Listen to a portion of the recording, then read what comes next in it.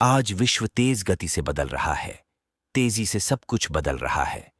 प्रत्येक नई चुनौती का सामना करने तथा शीर्ष स्थान पर बने रहने के लिए चाकू की तेज धार के समान ही दिमाग का तेज होना भी बहुत जरूरी है। आइए इसी संदर्भ में कुछ छोटी छोटी कहानियां सुनते हैं। कहानी नंबर 1। फ्रांसीसी सेना में सैनिकों की टोपियों का डिजाइन बदला जा रहा था। जनरल ने अपने एडीसी से पूछा कि कितनी टोपियां बदलने की जरूरत है। एडीसी ने इसे गंभीर उत्तरदायित्व समझा तथा 6 दिन तक हिसाब लगाता रहा। जब उसने जनरल को अपनी पूरी रिपोर्ट दी, जनरल ने इसे फाइल नंबर 13 रद्दी की टोकरी में डाल दिया।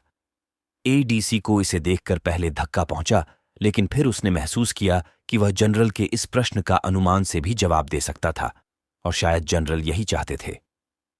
प्रबंधन में इसे अनुमान की संकल्पना कहा जाता है। सीख: समय बचाने के लिए कभी कभी अनुमान की सहायता ले। कहानी नंबर 2 एक जैन कहानी है जिसमें अमेरिकी प्रोफेसर जैन गुरु के पास जैनवाद के बारे में जानने के लिए पहुंचे।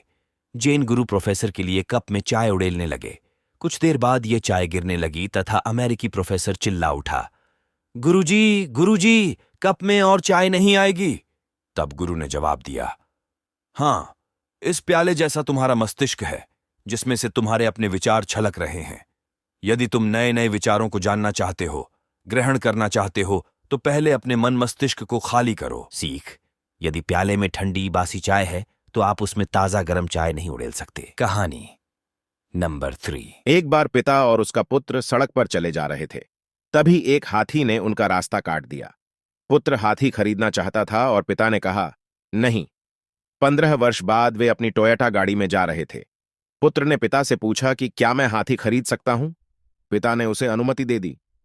पुत्र स्वयं को रोक नहीं पाया और पिता से पूछने लगा कि इससे पहले आपने मुझे हाथी खरीदने की अनुमति क्यों नहीं दी, जबकि 15 वर्ष पहले इससे कम कीमत पर हाथी मिल रहा था। पिता ने जवाब दिया, बेटे, याद रखो, उस समय हम गरीब थे और हमारी प्राथमिकताएं अलग थीं। आज हम हाथी खरीदने की सामर्थ्य रखते हैं। बस इतनी सी बात है। अर्थात 1.25 पैसे का हाथी महंगा और 1.25 लाख का सस्ता। सीख: वही करो जो उस स्थिति में सही हो। कहानी नंबर 4 हनुमान जी निष्ठा, स्वामी भक्ति, ईमानदारी तथा नवोन्मेष के प्रतीक हैं। हम में से प्रत्येक व्यक्ति राम और हनुमान है, अर्थात स्वामी और सेवक, अधिकारी और सचिव, पिता और पुत्र आदि। जब राम ने हनुमान जी को संजीवनी लाने के लिए भेजा था तथा हनुमान जी अपने गंतव्य स्थल तक पहुंच गए थे, तब कल्पना करो कि क्या दृश्य रहा होगा। हनुमान जी ने कभी संजीवनी नहीं देखी थी, न ही उन्हें इस बारे में कोई जानकारी दी गई थी। उस समय न कोई फोन था, न फैक्स। उनके पास 2 विकल्प थे: अपनी कल्पना शक्ति तथा पहल शक्ति का इस्तेमाल करें, या राम के पास लौटकर शिकायत लगाएं कि उन्हें सही निर्देश नहीं दिए गए थे। हनुमान जी ने थोड़ी देर सोचा। उनके मानस जगत में विचार कौंधा कि सफलता के लिए कोई व्याख्या करने की जरूरत नहीं होती और विफलता की कोई व्याख्या होती ही नहीं। वह आगे बढ़े, पहाड़ उठा लिया और वापस उड़ान भरने लगे। उन्हें यह आशा थी कि इस पर्वत पर ही संजीवनी होगी। अब आज की दुनिया में हमें और आपको हनुमान जी बनना होगा, या कम से कम इस प्रसंग से प्रेरणा लेनी होगी, प्रशिक्षित होना होगा, इस तरह से कार्य करने होंगे। हनुमान जी से मुझे यह प्रेरणा मिली कि विचार विमर्श करने के बाद, विचारणीय एवं अविचारणीय पहलुओं पर विचार करने के बाद इस आशा से कार्य करना चाहिए कि हमारे बॉस, आप, पाठकगण, मेरे ग्राहक इसे पसंद करेंगे। सीख: हनुमान जी प्रश्न नहीं पूछते थे, वह कार्य करते थे। कहानी नंबर 5 हट्टे कट्टे मजबूत लकड़हारे ने एक टिम्बर व्यापारी के यहां नौकरी मांगी। उसे नौकरी मिल गई। वास्तव में उसकी तनख्वाह काफी अच्छी थी।